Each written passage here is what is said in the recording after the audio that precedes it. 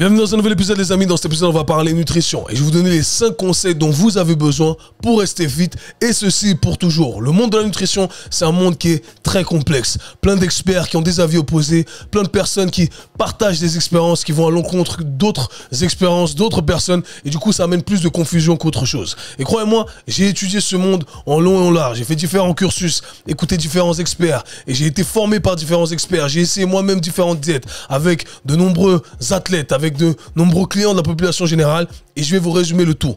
Je vais simplifier le tout pour que, croyez-moi, si vous appliquez exactement ce que je vous dis et que vous comprenez le tout, eh bien, vous allez réussir à maintenir un beau physique et ceci toute l'année, ok? 365 jours et vous allez savoir adapter le tout, c'est le plus important. Donc, c'est ce qu'on va faire dans cet épisode-là, en espérant que ça pourra vous aider en rectifiant un peu tous les on-dit de cette industrie-là. N'hésitez pas à partager l'épisode avec ceux qui en ont besoin, qui ont besoin de l'entendre d'une bouche qui est autre que la vôtre, parce que on sait pas pourquoi ça sonne toujours mieux. Quoi qu'il en soit, les amis, justement, vu que c'est le début d'année et qu'on est plein de bonnes résolutions, on va couvrir l'aspect nutrition, mais on doit couvrir l'aspect entraînement. Et pour ce faire, eh bien, on a une offre exclusive moins 50% jusqu'à la fin du mois de janvier sur 4 programmes. Mon programme hybride Transform qui a eu des centaines de feedbacks de gens qui ont vraiment perdu des 20 kilos, 15 kilos, qui me remercient, qui m'ont dit Kev, tu dois venir t'asseoir avec nous à Noël parce que là, tu m'as transformé chez une autre personne. Donc les gars, hybride Transform, hybride Starter, si vous êtes un débutant, que vous voulez en apprendre plus sur ma méthodologie également, sur comment bien organiser, bien structurer ces séances et partir avec la bonne fondation, Hybrid Starter est le programme fait pour vous. Et en plus de ça, eh bien, on a le programme hanche bulletproof et épaule bulletproof. Vraiment, l'essentiel vraiment pour avoir des articulations en bonne santé, performantes, qui vont permettre de durer dans le temps. Donc voilà, moins 50% sur ces 4 programmes pour le mois de janvier. Offre exclusive. Profitez-en, les amis, pour bien commencer l'année. Voilà, c'est le moment de bien poser la fondation, comme j'aime le dire. Et on sera calé jusqu'au mois de décembre. Avant de parler de ces conseils nutrition, parlons des news de la semaine, parce qu'il y en a beaucoup. Alors si vous me voyez un peu divaguer, mon cerveau, voilà, j'ai des blancs. C'est parce que littéralement votre gars a fait nuit blanche. Je vous raconte ma live.com, c'est toujours le petit moment où je discute et j'échange avec vous. Ça fait 5 semaines maintenant que tout le monde est malade chez moi, hospitalisation, encore une fois ma belle-mère à hôpital, etc. Et là, je me dis, ça fait 3 jours, c'est bon, elle est revenue de l'hôpital, les enfants sont plus malades, je suis plus malade. Bam! Hier soir, je taffe jusqu'à 1 h du mat, quand je vais me coucher, mon petit, il se réveille, le numéro 2, le plus jeune, fièvre, 38,5. On est là, non, ça va pas, juste de 1 h jusqu'à 4 h, il reste debout à 3 h. Mon premier se réveille, je le remets au lit. Quand je vais me coucher, le deuxième, on arrive à le coucher à 4 h. Ensuite, à 5 h, mon premier il se réveille, j'ai toujours pas dormi. Dites-vous, là, je suis au bout de ma vie, je me dis à 5 h, écart, j'arrive à le refaire dormir. Et là, je me dis, qu'est-ce que je fais, Kev? Je reste debout. Et je suis resté debout jusqu'à maintenant. Donc là, j'enregistre mon podcast. Là, il est 14 h. J'ai réussi à faire une sieste de 10 h jusqu'à midi et demi. Et voilà, c'est tout. Donc les gars, votre gars, là, Kev, il est vraiment au bout du rouleau. Mais tout ça pour vous dire que on est là, on est présent, on fait le taf, on se pointe. On aurait pu ne pas se pointer. Je vous avoue que j'ai hésité, je vais pas mentir. Mais on doit faire le nécessaire. Et je pense que c'est ça qui fait la différence. Soyez constant dans tout ce que vous faites, dans votre parcours entrepreneurial, dans ce que vous faites au travail. C'est toujours le plus important. Ok, c'est les standards que vous fixez. C'est ça qui fait la différence. Maintenant, parlons sport pour commencer, bien entendu, avec ces news de la semaine. On va féliciter mon gars Gaël, mon fils. Frérot, on est fiers de toi. Tu nous rends fiers à chaque fois. Pour ceux qui n'ont pas écouté encore le podcast que j'ai fait avec Gaël, mon fils, allez l'écouter, les amis. Je l'ai dit, t'as pas fini de nous faire rêver parce que je sais, je connais mon gars. Et effectivement, le gars continue de nous faire rêver. Il a marqué l'histoire, littéralement. Il a gagné un tournoi ATP à Auckland. Le champion, grosse guerre. Et il est le champion officiel. Et il a marqué l'histoire en étant le plus vieux champion de l'histoire des tournois ATP. Voilà, a gagné un tournoi ATP en surpassant Roger Federer, le GOAT Roger Federer, de plusieurs jours. Donc voilà, Gaël, mon fils, officiellement le joueur le plus vieux à gagner un tournoi ATP. Les gars, il est là, 38 ans, mais hey, il bouge vite. Et là, il gagne son tournoi ATP. Trop beau. Il y a comment il s'appelle ça, le haka là-bas en Nouvelle-Zélande, où ils font leur show, pam pam pam. Et il va à l'Open d'Australie. Malheureusement, tirage au sort. Il se retrouve encore une fois contre un jeune Français. Super prometteur, super chaud, un service de l'enfer qui met à l'amende tout le monde. Et Et du coup, tout le monde est triste, bien entendu. On veut pas voir un Français contre un Français au premier tour, c'est pas drôle, etc. Gaël, mon fils, là, c'est le choc des générations. On a le OG Gaël, mon fils, et on a le jeune prometteur. Et, bam, Giovanni, Gaël, comment on fait? Qui c'est qui va gagner? Gaël qui prend les 2-7. Ensuite, on l'appelle l'homme des 2-7. Si vous avez déjà vu mon réel, quand je l'appelle l'homme des 2-7. Gaël, c'est le gars, il donne 2-7. Il gagne 2-7. Il peut terminer. Il aurait pu gagner au 3e set. Mais non, il te donne 2-7 pour respirer. Gaël, pourquoi tu fais ça? Le match aurait pu être bouclé en 2 heures. Non, le gars, il veut jouer 4 heures quasiment. Donc bref, grosse guerre, 5-7. Et voilà, Gaël, mon fils, gagne. Un niveau athlétique au top et franchement extraordinaire, il nous a fait rêver. Donc là il a son prochain match à la sortie, le jour de sortie de ce podcast, donc le jeudi, j'enregistre ça le mercredi et voilà, j'ai hâte de voir ce que ça va donner. Là il doit être très fatigué, enfin on s'est écrit, il m'a dit qu'il était fatigué. Un gros match comme ça, c'est pas évident de récupérer aussi rapidement que ça, mais voilà, je pense que il en a encore dans le réservoir et j'ai hâte de voir ce qu'il nous réserve pour ce prochain tour. Quoi qu'il en soit, félicitations à Gaël, pour moi c'est un honneur et sachez que voilà, c'est encore plus une fierté parce que il m'a encore une fois mis en avant. Tous les journalistes l'ont félicité sur ses capacités athlétiques. Tout le monde est super impressionné de voir que le gars à 38 ans, il tient tête, il soit aussi athlétique, aussi rapide, aussi vif, etc. Et qu'il arrive à enchaîner justement toutes ces victoires avec encore une autre victoire contre un jeune prometteur. Les gars ils se disent mais qu'est-ce que t'as mangé? Et bien entendu, dans la conférence de presse, eh bien Gaël mon fils m'a fait des dédicaces. C'est passé dans le journal Le Monde, c'est passé dans différents journaux, des journalistes qui m'ont appelé, etc. Plein de personnes qui m'ont écrit. Donc merci beaucoup, merci à Gaël pour la dédicace, ça fait vraiment plaisir. Et voilà, le travail paye et c'est un honneur encore une fois. Donc hâte de voir la suite les gars. Si gagne l'Open d'Australie, je vais refaire un truc. Si gagne l'Open d'Australie, je fais moins. Là j'ai peur de ce que je vais dire. Moins 80% sur tous mes programmes. Moins 90% sur tous mes programmes si Gaël mon fils gagne l'Open d'Australie. T'as entendu Nabil? Si Gaël gagne l'Open d'Australie, moins 90%, moins 90% sur tous les programmes. Voilà, je sais pas si j'ai envie qu'il gagne. Je me mets dans des sauces moi-même. Quoi qu'il en soit, bref, on verra ce que ça va donner. Sinon, pour continuer dans le sport, on a Victor Wemby. On a Wemby, le fameux Wemby. Qui, voilà, là, les stats sont tombés. Parce qu'il y a beaucoup de hype autour de Wemby. Wembanyama, pour ceux qui ne connaissent pas, le joueur français qui évolue aux Spurs. Et du coup, on dit c'est le futur, c'est le meilleur joueur, etc. C'était le numéro 1 draft pick. Mais est-ce que vraiment il mérite tout ça? Et là, on a eu un topo des stats des 100 premiers matchs en NBA. Et effectivement, eh bien là, il n'y a rien à lui dire parce que lors de ces 100 premiers matchs, le gars, il met à l'amende tous les joueurs de renommée, Kobe Bryant, Steph Curry, etc. Le gars sur les blocages, les rebonds, les shoots à 3 points, le gars, il a fait il a scoré plus, il a des meilleurs stats que les meilleurs dans leur domaine bien précis. Et lui, encore une fois, c'est un athlète qui arrive à regrouper toutes ces qualités-là. Donc c'est vraiment le monstre qu'il pense être. C'est vraiment, je pense qu'il est à la hauteur des attentes qu'on a mis sur lui. Donc j'ai hâte de voir la suite, de voir comment il va évoluer. Je pense qu'il a l'air très concentré. C'est un jeune qui a l'air d'être très concentré. Si un jour j'ai l'honneur de travailler avec lui, ça serait vraiment intéressant. Mais j'aime la façon de le voir travailler. J'aime voir ce qu'il fait. J'aime voir ce qu'il fait avec ses préparateurs physiques. Donc c'est super intéressant. Bonne continuation à lui. J'espère qu'un jour on pourra l'avoir sur le quai Show.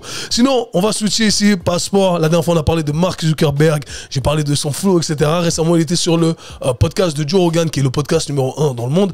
Et il a parlé de plein de trucs super intéressants. Et bien que ça ne soit pas directement lié au sport ici, je pense que c'est intéressant parce que j'ai une certaine audience. Et comme on dit, les grandes plateformes viennent avec de grandes responsabilités. Donc, je me dois quand même de partager certaines informations. Et dans cet épisode avec Joe Rogan, eh bien, il avoue que oui, effectivement, toutes les soi-disant théories du complot qui avaient eu lieu pendant la période du Covid, là maintenant on peut le dire, avant je disais le coco, le vivi, parce que t'avais peur de te faire bannir. Mais là c'est fini tout ça. Et bien le gars il a dit oui c'est vrai, on nous a dit, on nous a insultés, on nous a forcé à effacer des informations qui, selon nous, étaient fiables. On nous a forcé d'enlever des mimes, on nous a forcé d'enlever des comptes, etc. Donc tous les soi-disant complotistes, et moi je faisais partie de ces complotistes parce qu'à l'époque je parlais justement, je m'exprimais contre toute cette cancel culture, tous ces trucs de la vaccination, etc., du Covid, où j'ai trouvé ça très scandaleux et vraiment j'ai perdu foi complète en tous les gouvernements, tous les médias.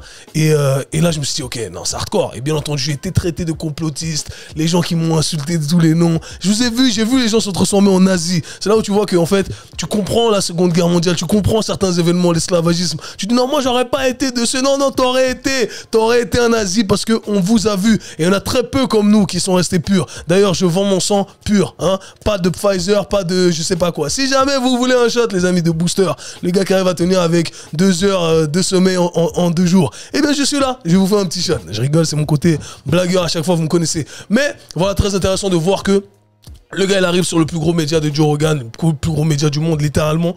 Et il dit, ouais, c'est vrai. On nous a forcé à faire ça. Le gouvernement nous a dit ça. Je vous invite, pour ceux qui comprennent l'anglais, à aller checker tout ça. Super intéressant de voir que, hey, au final, les complotistes ne sont que des avant-gardistes. Ils ont vu le truc et quelques années après, on voit que, hey, vous aviez raison. Donc, les amis, soyez toujours critiques par rapport à ce que vous entendez, principalement lorsque ça vient de la bouche des gouvernements et de certains médias, comment on appelle ça? Pas les médias alternatifs comme mon pote, les gens comme moi qui ont des podcasts, etc. J'espère que ça pourra vous ouvrir les yeux à ceux qui étaient encore endormis malheureusement, où ils nous mentent énormément et ils contrôlent l'information, ils contrôlent la pensée. Ne laissez personne contrôler votre pensée et ayez toujours un esprit critique. Sinon, on a eu une arnaque d'un brouteur. Alors les gars, je sais même pas par où commencer avec cette histoire parce que j'ai été bombardé sur les réseaux. On m'a dit qu'il faut que t'en parles, etc. Donc il y a un brouteur apparemment qui a été identifié au Bénin qui a fait une arnaque à une dame qui a la cinquantaine, une Française qui est tombée amoureuse d'un faux Brad Pitt. Il s'est fait passer pour Brad Pitt et grâce à l'intelligence artificielle, il a fait des montages qui étaient éclatés au sol, des montages bidons et personne n'y croirait. Mais cette jeune dame Anne y a cru. Et elle est passée dans un documentaire qui s'appelle 7 à 8. Et malheureusement, ça a été une catastrophe médiatique pour elle. Une catastrophe médiatique pour 7 à 8. Parce que, effectivement, ils ont mis son visage, ils ont raconté toute son histoire. Et l'Internet leur est tombé dessus. Donc 7 à 8 ont été forcés d'enlever l'émission. Parce que je crois que, si j'ai bien compris, elle a cherché à porter plainte contre 7 à 8. Parce que les informations qui ont été divulguées ont été légèrement manipulées d'après elle. Mais quoi qu'il en soit, cette dame a versé 800 000 € à ce faux Brad Pitt. Donc le gars là, le frérot, ben non, il est bien. Enfin, c'est pas bien ce qu'il fait, on est d'accord, on est obligé d'être un peu moqueur. On est obligé d'être un peu moqueur quand on voit les montages qui ont été envoyés. Il dit, non, c'est Brad Pitt, mais j'ai un rein qui me manque. Donc les gars, si vous recevez des messages, faites attention. Voilà, encore une fois, grandes plateformes viennent avec de grandes responsabilités. Faites attention, les amis, ok? Je veux pas être dans des sources en disant non, mais il a cherché à promouvoir. Non, c'est pas bien. C'est pas bien. On est d'accord, c'est pas bien. Mais voilà. Bon, Nabil, tu maîtrises l'intelligence artificielle. Je vais mettre une photo de moi là, un mec sexy, et on va demander. Hein? Moi, je demande pas. Attends, moi, je prends 200 000. Si vous en avez 200 000, hein, j'ai mal, mon rein, 200 000. Tiens, Liban, c'est ça. Incroyable. Non, le monde n'a pas fini de nous impressionner, les amis. Quoi qu'il en soit, venons-en au sujet du jour. On va parler nutrition. Alors, comme je l'ai dit, la nutrition, c'est toujours très complexe parce que malheureusement, il y a différents camps. On ne sait pas trop où se retrouver. Donc, je vais vous donner ici, j'ai cherché à synthétiser l'information pour vous dire, les gars, si vous écoutez ça, croyez-moi et vous appliquez, je vais essayer d'aller à chaque fois en profondeur et de m'expliquer, eh bien, vous ne pouvez pas vous tromper. Croyez-moi, vous allez parfois divaguer, mais vous allez toujours pouvoir reprendre la bonne route sans jamais tomber dans les extrêmes. Les extrêmes, c'est le problème de l'industrie du fitness. C'est la pandémie de l'industrie du fitness. On va dans un extrême et on rebondit dans l'autre extrême parce que ça fonctionne toujours comme ça. Et ceux qui fonctionnent, que souvent une grande plateforme et qui explosent, sont souvent ceux qui arrivent à se positionner dans les extrêmes pour faire croire que hey, c'est ça que vous devez faire. Et vous dites, oh, c'est forcément ça, c'est le secret. Il n'y a pas de secret, les amis. C'est très simple. Il faut simplement comprendre ce que je vais vous expliquer ici. Donc, commençons directement par le premier conseil que je vais vous donner. Le premier conseil que je vais vous donner, vous m'avez déjà entendu le dire plusieurs fois, c'est de ne pas être marié à une diète bien précise, à un régime bien précis. Je répète souvent, votre diète n'a pas besoin d'avoir de nom. Vous n'êtes pas obligé de vous dire, hey, je fais la diète végane, la diète carnivore, la diète cétogène, etc. Votre diète n'a pas besoin d'avoir de nom. D'ailleurs, ça me permet de continuer sur cette idée-là, sur ce processus de pensée qui est de se dire que, au final, on ne devrait pas suivre une diète dans le sens où c'est restreint dans le temps, mais plutôt on devrait adopter un certain lifestyle. Et ça rejoint les différents conseils que je vais donner par la suite. On va s'organiser de façon à ce que notre vie quotidienne tourne autour de ça, principalement à 80-85%. Vous connaissez la règle de Pareto, le 80-20. Ok, il y a 20%, il y a des petits écarts, mais à 80%, hey, on va s'arrêter là-dessus. On va s'attarder sur l'essentiel, c'est ce que je cherchais à dire. Donc, ne vous forcez pas à rentrer dans les cases en vous disant « Hey, je fais la diète végane, la diète carnivore, etc. » Pourquoi? Parce que ce n'est pas soutenable, comme je l'ai dit pour la plupart des gens, parce que on change drastiquement ce qu'on fait au quotidien en pensant que c'est mieux alors que ça ne l'est pas forcément, et je vais m'expliquer dans un instant, et on finit par rebondir dans l'extrême opposé où on divague complètement et on commence à consommer n'importe quoi parce que voilà, on est frustré. Ne créez jamais de frustration en vous sur le court terme, ça peut le faire, mais sur le moyen long terme, croyez-moi, ça ne fonctionne pas. Le facteur numéro 1 pour réussir n'importe quelle transformation, c'est le facteur, comment on dit ça en français, sustainability. Comment on dit ça? Vous connaissez mes anglicismes ici, vu que je parle plus anglais que français au quotidien, eh bien, j'ai du mal. Sustainability. Ah, j'ai honte de moi carrément. Except la durabilité, voilà, la durabilité. Il faut que ça puisse durer dans le temps. Ok, il faut soutenable, c'est le terme que je cherchais. Il faut que ce soit soutenable. Si ce n'est pas soutenable, eh bien, ça ne va pas fonctionner. Ok, c'est le facteur numéro 1. Et comme j'ai dit, quand on s'enferme dans une diète, on se crée certaines restrictions au niveau de certains aliments qu'on peut consommer et pas consommer. Et souvent, ces aliments sont très importants pour vous. Je donne l'exemple, par exemple, de la diète cétogène, qu'on appelle la diète keto en anglais. Ok, eh bien, on va vous demander de ne plus consommer de glucides. Donc pas de sucre, on va consommer principalement des aliments qui sont riches en lipides, riches en gras et des aliments qui sont riches en protéines, ce qui est très bien. Mais si vous faites du sport, vous êtes quelqu'un qui aimez faire de la musculation, vous entraînez, vous avez des activités sportives respectives, eh bien on a besoin de cette source d'énergie qui sont les glucides. Et comment on fait? Eh bien on doit les avoir dans notre alimentation. Si on n'en a pas dans notre alimentation, eh bien le corps va devoir puiser dans certaines de nos ressources, en l'occurrence ici, je ne vais pas rentrer dans les détails dans des cours de biochimie pour vous ici, mais il va puiser dans nos muscles pour transformer nos protéines tissulaires en glucides pour nous donner de l'énergie, etc. Et ce n'est pas adéquat du tout. Alors, encore une fois, en fonction du contexte, ça peut être intéressant, mais pour d'autres, ça ne l'est pas. Donc, à vous d'analyser le tout en fonction de votre contexte. Maintenant, pour une diète végane, par exemple, diète végane, les gens pensent que simplement faire une diète végane ou appliquer une diète végane, c'est mieux pour leur santé parce que ce serait plus sain. Mais ça n'est pas forcément. Pour qu'une alimentation soit saine, eh bien, on doit avoir tous les nutriments nécessaires. Et pour petit rappel, on a 3 types de macronutriments qu'on appelle les protéines, les lipides a.k.a. les graisses et les glucides et les sucres, en très simple. Et souvent ce qui va se passer avec la diète végane, eh bien c'est qu'on ne va pas retrouver la source principale, enfin l'un de ces macronutriments principaux, principalement j'ai envie de dire si on cherche à avoir un côté esthétique développé. Pour avoir ce côté esthétique, eh bien on veut avoir du muscle. Et pour avoir du muscle, on doit avoir les éléments qui permettent de construire du muscle, qui sont de la protéine, ok, ou des protéines. Eh bien comment on a des protéines? On doit en consommer. Et c'est très difficile pour la plupart des gens d'avoir assez de protéines en faisant une diète végane. Ça demande beaucoup plus d'élaboration, de travail, parce qu'on doit combiner certains aliments pour avoir des protéines complètes. Et déjà, il faut garder en tête le fait que même les gens qui utilisent une diète qui est omnivore, c'est-à-dire qui va intégrer différents aliments, des produits animaliers, différents féculents, des légumes, etc., des fruits, et bien même pour ces gens-là, il est difficile d'atteindre le quota de protéines nécessaires pour maintenir une certaine masse musculaire et pour faire en sorte que tout fonctionne correctement. Donc si même pour ces gens-là qui consomment déjà de la viande, les choses les plus riches en protéines, ont du mal à atteindre les quotas nécessaires, eh bien vous imaginez bien que avec plus de complexité, avec plus de contraintes, ça devient très compliqué d'atteindre les quotas nécessaires. Donc, encore une fois, ce n'est pas obligé. La diète végane, ce n'est pas plus sain si on n'a pas tous les macronutriments et tous les micronutriments, les vitamines, les minéraux nécessaires. Alors, pour certains, ça va être un changement drastique parce que,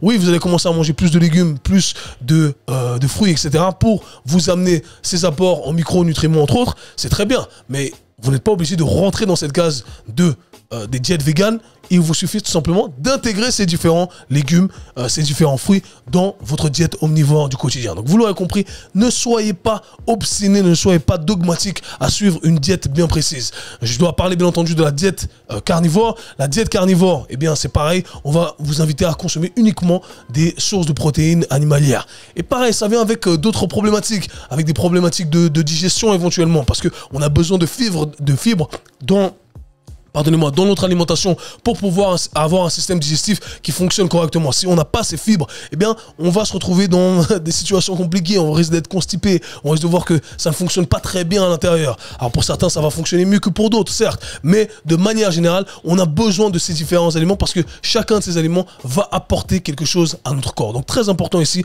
vous n'êtes pas obligé de suivre une diète bien précise, une diète qui a un nom. Ensuite, deuxième conseil qui est très important ici, c'est d'écouter votre digestion. Les différents signes que votre corps envoie. J'en ai mentionné un auparavant en parlant de constipation. Vous êtes constipé, vous avez la diarrhée, vous avez des problèmes cutanés, tout d'un coup, vous avez des boutons, des marques, etc., de l'eczéma ou que sais-je. Vous êtes fatigué, vous commencez à avoir des douleurs au niveau articulaire. Eh bien, tout ça, ça peut être lié directement à votre digestion. C'est-à-dire que vous êtes en train de consommer des aliments qui éventuellement ne sont pas bien pour vous. Vous connaissez mon dicton favori qui est « One man's meat is another man's poison ».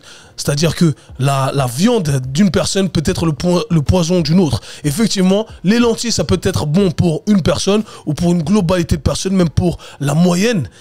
Mais peut-être que ce n'est pas bien pour vous parce que la moyenne n'en dit absolument rien sur l'individu en isolation. Et ça, c'est très important de le garder en tête. Et malheureusement, c'est l'une des bases du développement de l'esprit critique que la plupart des gens ne comprennent pas. Et principalement, les gens qui sont evidence-based ne comprennent pas. D'accord ? C'est qu'on doit individualiser les choses au maximum. Et c'est ce que je vous invite à faire. Et c'est pas sorcier. Il n'y a pas besoin d'avoir un diplôme en nutrition, en diététique. Écoutez votre corps.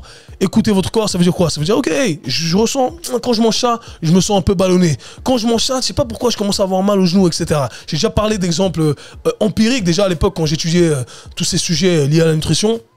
Je me rappelle, quand j'ai commencé dans le milieu formel, dans le parcours académique standard, eh bien c'est clair que ça allait à l'encontre de tout ce que j'ai pu développer par la suite. Et pour vous raconter un peu le petit historique, eh bien je me rappelle que moi, j'avais des problèmes de peau, des problèmes cutanés, et j'allais tout le temps chez le dermatologiste. Et le dermatologue en français, je crois, on dit ça comme ça. Et bah, j'avais des crèmes, et pendant des années, ça guérissait pas, mon eczéma, etc., des problèmes de peau. Et quasiment toute ma vie. J'ai eu tous les traitements auxquels vous pouvez penser. Et un jour, j'ai eu l'occasion de faire mes recherches, etc. et de changer mon alimentation. Et dites-vous, les amis, que j'ai passé plus de 12 ans, 15 ans à avoir des problèmes de peau. Et en faisant quelques changements au niveau de mon alimentation, le tout était parti. Comme un miracle. C'était hallucinant. Et je me suis dit, mais c'est fou qu'on ne lit jamais notre alimentation à justement ces problèmes cutanés. Et j'ai eu ces débats avec certains dermatologues où justement ils me disaient non, ce que vous consommez ne va pas affecter votre peau. Mais on le sait tous, on a tous eu ces moments où je sais pas, vous avez mangé du chocolat, vous avez des boutons, vous mangez des trucs et directement votre peau elle est grasse ou que sais-je. On le sait empiriquement, on le sait, mais on se fait laver le cerveau par ces soi-disant académiciens. Mais empiriquement on le sait, ça a été testé et prouvé vrai. Et aujourd'hui je peux le confirmer. Je pense que avec le temps, encore une fois, eh bien la science vient s'adapter et vient rattraper le retard qu'on a, et c'est malheureusement l'une des lacunes des gens qui ne pensent qu'à travers cette lentille très académique des choses. Et encore une fois, pour revenir à mon domaine spécifique qui est celui principalement de la préparation physique et du domaine articulaire, eh bien pendant longtemps, je me suis retrouvé face à des problèmes où, articulairement parlant, on avait tout ce qu'il fallait, mais il y avait quand même des gènes. Et il s'avère que la nutrition peut avoir un lien avec certaines gènes articulaires qu'on pourrait expérimenter. Et il y en a qui sont connus, par exemple, pour ceux qui sont familiers avec cette pathologie qu'on appelle la goutte, des gens qui vont consommer certains aliments et qui directement vont ressentir des douleurs au niveau de leurs orteils. Pour certains, ça va être leur hanche. Pour certains, ça va être leur bas du dos. Enfin bref, votre système, différents systèmes de votre corps vont être affectés avec des niveaux d'inflammation qui vont tout simplement augmenter dans votre corps. Et ces niveaux d'inflammation parfois vont être ressentis au niveau de certaines articulations. Bien que ces articulations en isolation fonctionnent bien, et des tissus qui sont en bonne santé. Mais on a une réaction de votre système lymphatique, des réactions de différents systèmes de votre corps qui vont faire en sorte que ça va éveiller des douleurs dans des zones qui, voilà, ont l'habitude d'être problématiques. Donc c'est un truc à considérer éventuellement. Moi, je je sais que quand je suis très fatigué, quand je consomme beaucoup de gluten, etc., je commence à sentir directement mes genoux. Voilà, me demandez pas pourquoi, c'est comme ça. J'arrive pas à l'expliquer et de manière empirique, eh bien, j'ai su comprendre ça. Quand je dors peu, j'ai extrêmement mal aux genoux. Quand je mange beaucoup de gluten, j'ai mal aux genoux. Et c'est marrant parce que je vous dis ça depuis, si vous écoutez mon podcast depuis un moment, j'en parle déjà depuis plusieurs années. Ça fait 6 ans que j'ai ce podcast, donc vous pouvez remonter dans les épisodes. Et ce n'est que récemment que j'ai lu une étude qui parlait du rythme circadien que les tissus conjonctifs avaient également. Que effectivement, un manque de sommeil pouvait éveiller certaines douleurs tendineuses, etc., etc. Je me suis dit, tu vois, ça fait des années que je vis ça et c'est que là, maintenant, là, je vous parle d'il y a quelques semaines où j'ai lu des recherches qui parlaient de ça. Donc, encore une fois, empiriquement, on le sait, à condition de bien vouloir être à l'écoute de son corps. Donc, soyez toujours à l'écoute de votre corps. Et si un jour vous décidez d'avoir une alimentation qui va être un peu plus, pas stricte, mais qui va être adaptée, avec tous les conseils que je vais vous donner, eh bien, vous allez sentir directement. Le jour où vous allez faire un écart, pap, quand je mange ça, directement, je me sens pas bien. Je me sens pas bien le lendemain. Et souvent, le problème que je rencontre avec les gens, c'est qu'ils se disent, ah, mais c'est normal. Je mange des, je sais pas, je mange des cassoulets, c'est normal, je me sens ballonné. Non, c'est pas normal. Il y a des gens qui peuvent manger des cassoulets ou des haricots ou que sais-je, et qui, au final, n'ont pas de ballonnement, n'ont rien.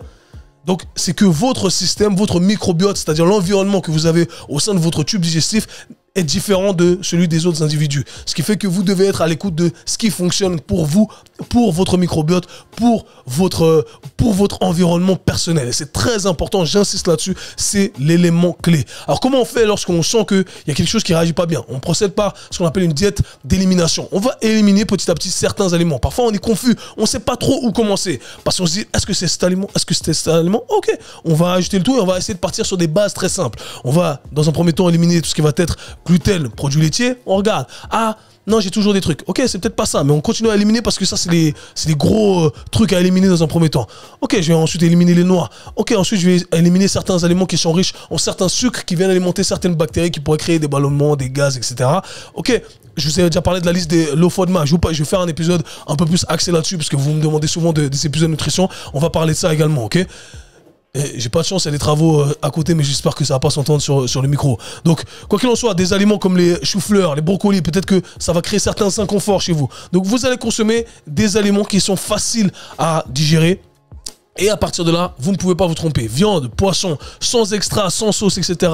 Riz, pommes de terre simple ou pommes de terre, patates douces.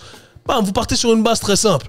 Ensuite, légumes, courgettes, peut-être les nightshades, les poivrons, tomates, certains ne répondent pas bien, mais courgettes pour la plupart des gens, ça va.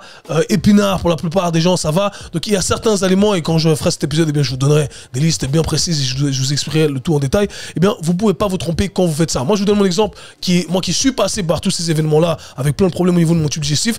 Les légumes que je mange sont quasiment toujours les mêmes. Ça va être poivrons. Les poivrons, moi, ça va très bien. Tomates, quand je fais mes salades, donc tomates, concombres, courgettes, épinards et oignons, ça va très bien pour moi. Et c'est plus ou moins ça. C'est ce que je vais consommer quasiment au quotidien, toute l'année, sont les légumes avec lesquels je vais faire des rotations.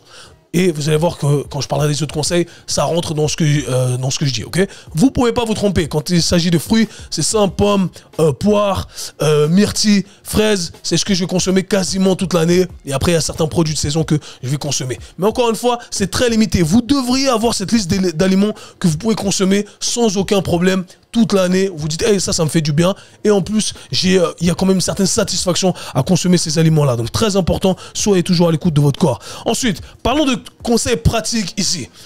Parce que c'est important de vous donner la compréhension globale, mais des trucs à mettre en place directement. Voici ce que je vous invite à faire, ce que je recommande à mes clients de faire. Souvent, ils me disent, Kev, tu fais des diètes. En tant que coach expérimenté, ça fait longtemps que j'ai arrêté de faire des diètes. Parce que selon moi, dans le sens où je t'écris exactement, tu vas manger 100 grammes de ça, tu vas prendre 3 amandes. Moi, ça m'a fait très vite rire. Et quand vous êtes un coach expérimenté, vous laissez tomber ça. Parce que vous savez que ça ne respecte pas le facteur numéro 1 de la durabilité, qui est que ça doit être soutenable sur le moyen long terme. C'est pas soutenable de vous dire, je vais manger une tranche de ça avec 3 noix, une noix avant l'entraînement, 2 noix après l'entraînement avec une date. Les gars, c'est pas soutenable. Alors c'est bien, les gars, ils vont vous vendre ça pour avoir des transformations physiques, mais moi je vous parle d'être performant, d'avoir un beau physique toute l'année avec des choses qui sont soutenables, parce que c'est ça qui compte. C'est facile, sachez un truc, c'est très important ce que je vais dire ici. C'est facile de perdre du poids. Tout le monde sait perdre du poids. Tout Tout le monde l'a fait. N'importe quel coach d'internet va vous donner un régime à faire pour perdre du poids et vous allez avoir du succès. Le vrai problème n'a jamais été la perte de poids en soi. Le vrai problème est de maintenir cette perte de poids. La plupart des gens qui perdent du poids vont le reprendre très rapidement. Pourquoi? Parce que vous vous engagez à faire des diètes, à suivre des processus qui ne sont tout simplement pas soutenables sur le long terme. Et comme je l'ai dit, il faut que ça soit soutenable sur le long terme. C'est le facteur numéro 1 à respecter. Et tout le reste doit être accordé, ajusté en fonction de ce facteur-là. Donc ça, c'est très important ce que je viens de dire. Donc continuons ici maintenant avec cet aspect-là. Pratique. Ce que je vous conseille de faire, c'est très simple. Vous savez pas trop comment vous alimenter? Je vous demande de choisir 3 sources de protéines que vous appréciez. Très simple. Poulet, ok? Poulet, bœuf et saumon. Simple, ok? Vous pouvez pas vous tromper, vous faites ça. Vous choisissez ensuite 2, voire 3 sources de féculents pour vos repas là je parle du dîner et du lunch de votre repas de midi, ok? Le déjeuner. 2 à 3 sources de féculents. Ça peut être, comme je l'ai dit, riz et patates douces et pommes de terre classiques. Ou alors riz, si vous digérez bien le gluten, ou alors voir des pâtes sans gluten, riz, pâtes et pommes de terre. Ensuite, vous allez choisir 3 légumes de couleurs différentes que vous arrivez à bien digérer, qui vous offrent qui vous mettent le moins à risque. 3 légumes de couleurs différentes. Un légume vert, un légume jaune, un légume rouge. Aussi simple que ça, ok? Et vous allez créer vos plats avec ces combinaisons-là. Vous allez prendre la protéine, le saumon, avec source de féculents, le riz, avec un mix de, voilà, soit un légume ou 2 légumes. Les courgettes avec le poivron rouge. Bam, ça fait un plat. Vous ne pouvez pas vous tromper si vous faites ça, les amis. C'est facile à mettre en place. Et je ne parle pas de quantité ici, ok? Juste ça, c'est facile à mettre en place. Vous ne pouvez pas vous tromper. Très, très, très, très, très important, ok? Maintenant, je vous invite à rajouter 2 fruits que vous allez choisir pour votre snack ou à inclure dans votre petit déjeuner également. Aussi simple que ça. Venons-en maintenant au petit déjeuner. Je vous invite à utiliser soit un petit déjeuner que vous allez garder jusqu'à l'épuiser, c'est-à-dire en avoir marre, et ensuite de changer avec un autre petit déjeuner. Soit 2 petits déjeuners pendant toute votre année. Normalement, ça devrait être soutenable. 2 petits déjeuners toute votre année. Comme je l'ai dit, on a 2 options ici. Soit j'épuise mon petit déjeuner jusqu'à ce que j'en ai marre et je change avec la deuxième option, ou alors j'alterne.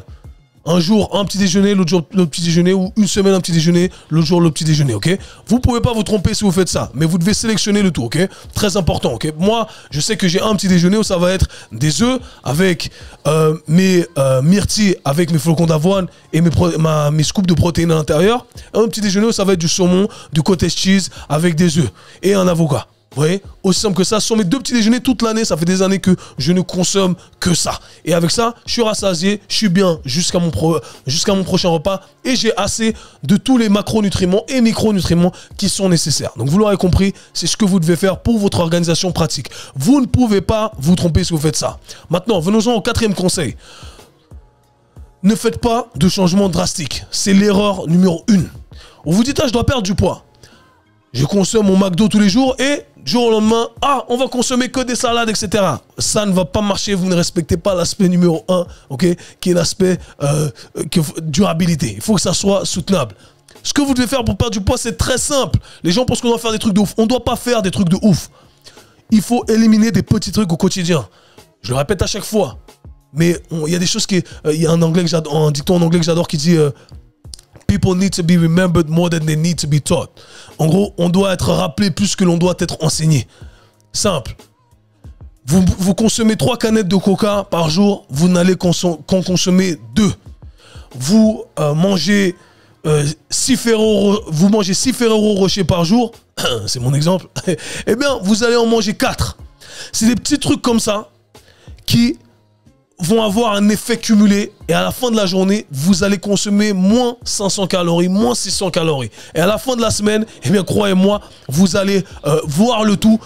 C'est terrible les travaux qu'il y a à côté. Vous allez voir le tout sur votre corps, vous allez perdre du poids, vous allez changer de physique. Des petits trucs au quotidien qui font de grands changements dans votre assiette. Et ça enlève toute la frustration.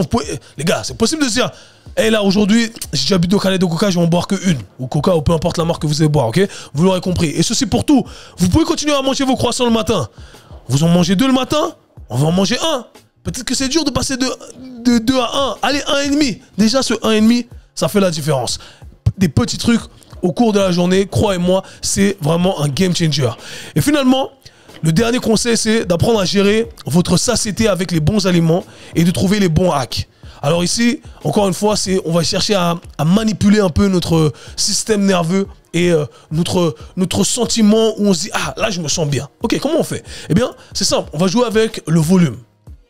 Et on va jouer avec les apports de certains macronutriments qui doivent être consommés, bien entendu. La protéine, c'est le numéro 1. Mais on va avoir des objectifs qui vont être différents. Pour certains, on veut perdre du poids. Pour d'autres, on veut prendre de la masse musculaire. Donc, on doit avoir des alimentations qui vont être différentes. On veut soit être en déficit calorique, soit être en surplus calorique, ou alors en maintenance calorique. Alors, comment on fait? Parlons déjà de comment gérer ces aliments. C'est simple. Vous allez avoir des aliments qui peuvent être consommés à plus grande quantité, c'est-à-dire un plus grand volume, mais qui ne vont pas apporter beaucoup de calories. Je pense ici à des légumes, encore une fois. Vous voulez perdre du poids, mais vous voulez pas finir à votre assiette et vous dire « Oh là là, j'ai trop faim, là, je dois manger un truc, je dois trouver un truc dans le placard. » Non, comment tu fais? Eh bien, tu vas bombarder les courgettes, les légumes, la salade, peu importe. La salade, je précise, sans trop de sauce, parce que sinon, ça sert à rien.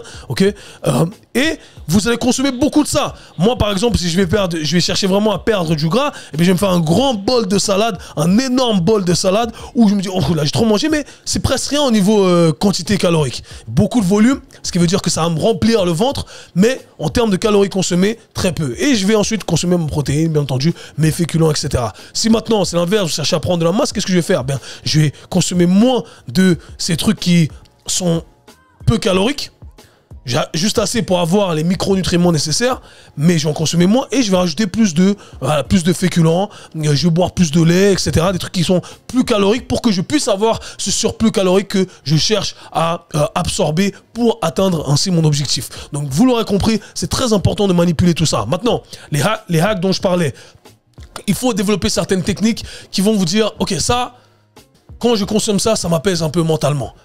Exemple, je finis le soir, j'ai mon dîner, j'ai toujours besoin d'un petit truc sucré. Ok, qu'est-ce que je peux faire? C'est quoi que je cherche vraiment? Est-ce que c'est l'aspect croustillant et l'aspect sucré? D'habitude, je m'envoie des chocolats. Et bien là, je vais m'envoyer une pomme glacée.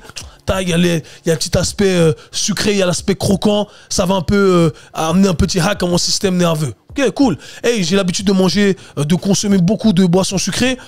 Boire de l'eau, ça m'embête. Bien que je vous invite à boire de l'eau. Bah, comment je fais? Hey, je vais boire du sirop. Un petit peu de sirop. C'est beaucoup moins de calories. Et il y a toujours ce petit aspect sucré, ce petit côté saveur qui va faire en sorte que hey, ça va vous apaiser mentalement. Le soir, j'ai envie de consommer un truc, voilà, encore des cochonneries ou que sais-je. Ok, je vais me faire un thé, je vais mettre un petit peu de miel. Je sais qu'il y a quand même des calories dedans, mais c'est beaucoup moins que ce que je pourrais consommer si je venais à m'envoyer mon paquet de biscuits et ça va m'apaiser un petit peu. Donc voilà, quelques petits hacks que j'aime utiliser, quelques petites recettes que vous devez mettre en place éventuellement avec un apport calorique qui va être moindre. Et ce qui compte, c'est ça, c'est de trouver un truc que vous pouvez soutenir sur le long terme. Parce que, croyez-moi, vous allez lâcher. Si vous êtes frustré tous les soirs, ça va pas marcher, vous allez lâcher. Et peut-être que vous allez perdre du poids pour votre photo, mais après votre photo, il y a le après-après. Je vous le dis toujours, on vous montre souvent le avant-après, mais on vous montre jamais le après-après. Et ça va être moi, ma devise, ça va toujours être la même, de vous offrir quelque chose de soutenable sur le long terme. J'espère que cet épisode pourra vous aider, que vous allez pouvoir mettre tout ça en place. Partagez cet épisode avec ceux qui en ont besoin et profitez de l'offre de moins 50% sur mes 4 programmes Hybrid Transform si vous voulez transformer votre physique, Hybrid Starter pour poser la fondation musculaire, articulaire, cardiovasculaire et bien entendu hanche bulletproof et épaules bulletproof pour avoir des articulations résilientes, prêtes à toute épreuve. Donc les amis, checkez tout ça, le lien est dans la description. Nous on se voit, ça je parle très bientôt. Peace. C'était le K-Swiss Show. Si vous avez apprécié le podcast, abonnez-vous, partagez-le avec vos amis. À très bientôt. Peace.